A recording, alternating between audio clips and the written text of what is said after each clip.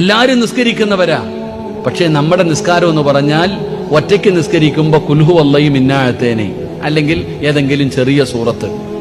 എന്നാൽ 4 പേര് കാണാനുണ്ടെങ്കിൽ നമ്മുടെ നമസ്കാരമൊക്കെ മാറുപടോ. 4 ആൾക്കാർ കാണാനുണ്ടെങ്കിൽ നമ്മുടെ നമസ്കാരമൊക്കെ വല്ലാത്ത നിസ്കാരവാ. ജനങ്ങൾ കാണാൻ വേണ്ടി നന്മ ചെയ്യുന്നവരാ നമ്മളിൽ പലരും. അള്ളാഹു നമ്മളെ കാത്തിരക്ഷിക്കുമാറാകട്ടെ. നോമ്പ് പിടിക്കുന്ന പെണ്ണുങ്ങളില്ലേ, ഉമ്മ നീ പറയും തിങ്കളും വ്യാഴവും നോമ്പ്, റജബ്, ശഅബാൻ, റമളാൻ 6 നോമ്പ് മുഴുവനും നോമ്പ് നീ പിടിക്കും. പക്ഷെ നീ നോമ്പ് പിടിക്കുന്നത് നാട്ടുകാർക്ക് മുഴുവനും അറിയില്ലേ ഉമ്മ, പിന്നെന്തിനാ നീ നോമ്പ് പിടിക്കുന്നേ? തഹജ്ജുദ് നിസ്കരിക്കുന്ന ഉപ്പമാരില്ലേ, ആണുങ്ങളില്ലേ, ഉസ്താദെ ഞാൻ 4 മണിക്ക് എഴുന്നേറ്റാൽ പിന്നെ ഉറങ്ങാറില്ല, സുബഹി വരെ ഞാൻ നിസ്കാരവും ദിക്റും ഖുർആൻ ഓതുക. എല്ലാവർക്കും അറിയാം ബാപ്പ നീ ചെയ്യുന്ന നന്മ. പള്ളിക്ക് കൊടുക്കണോ, പാവങ്ങൾക്ക് കൊടുക്കണോ, യതീമീങ്ങൾക്ക് കൊടുക്കണോ, ഞാൻ തരാം.